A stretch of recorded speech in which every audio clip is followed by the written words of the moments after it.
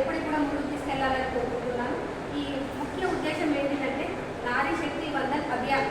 ఈ యొక్క కార్యక్రమంలో మనకు మహిళలకు 33% రిజర్వేషన్ పెంచినందుకు మనము మోదీ గారికి కృతజ్ఞతలు తెలియజేస్తున్నాము మన మెదక్ జిల్లా పక్షాన. కాబట్టి ఈ గతంలో మన రాష్ట్రంలో 14% రిజర్వేషన్ ఉంది. ఇప్పుడు 33% పెంచమని చెప్పి పార్లమెంట్లో బిల్లు ప్రవేశపెట్టడం జరుగుతుంది. చట్టసభలో మహిళలు అడుగుపెట్టడం అంటే అది ఒక గొప్ప గర్వకారణంగా మనం భావించాలి. మనం ఎంతో ఎత్తుకు ఎదగాలి, ఉన్నత శిఖరాలకు ఎదగాలన్న ఆశయం ఆకాంక్ష మన యొక్క ప్రధానమంత్రి గారికి ఉన్నది. కాబట్టి దాన్ని మనం ముందుకు తీసుకెళ్లాలని, మన మహిళా శక్తిని అంటే ఏంటి చూపించాలి అనే ఒక ముఖ్య ఉద్దేశంతో మనం రేపు ఒక సమ్మేళనం ఏర్పాటు చేయడం జరుగుతుంది.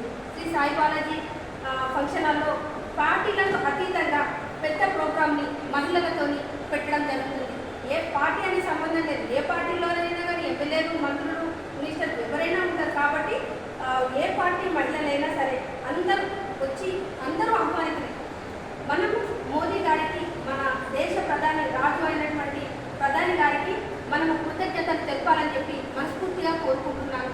ఈ సభ మనం పెద్ద ఎత్తున జరపాలి. 14 రోజు బిల్లు పెట్టడం జరుగుతుంది. 16, 17 తేదీలో 18 తేదీలో ఇంకా కొన్ని ప్రోగ్రామ్స్ ఉంటాయి.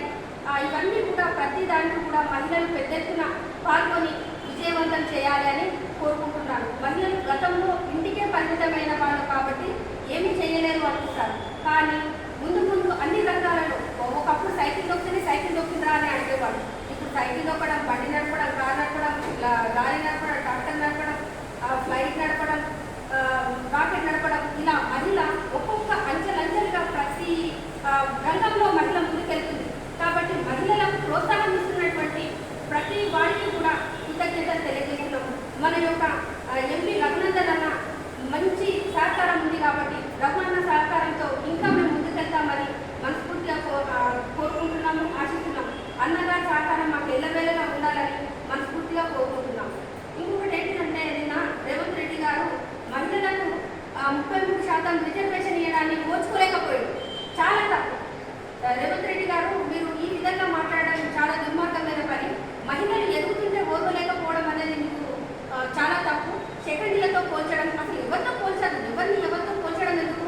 మీరు ఒక గౌరవమైన ముఖ్యమంత్రి కాబట్టి మీరు ఏ స్థాయిలో ఉన్నారో ఆ స్థాయిలో ఉండడమే పద్ధతిగా ఉంటుంది. కానీ ఒకరిని విమర్శించడం ఏ రకంగా మంచిది కాదు. మీ స్థాయిని మీరు తగ్గించుకోకండి. మీరు ఎవరి గురించి మాట్లాడినా, మహిళల గురించి మాట్లాడితే మాత్రం మహిళలు ఊరుకోరు. మహిళల స్థాయి పెంచాలని చూసిన వారిని గౌరవించండి. మహిళలను గౌరవించడం నేర్చుకోండి. ఎక్కడైతే మహిళ గౌరవించబడుతుందో అక్కడ దేవతల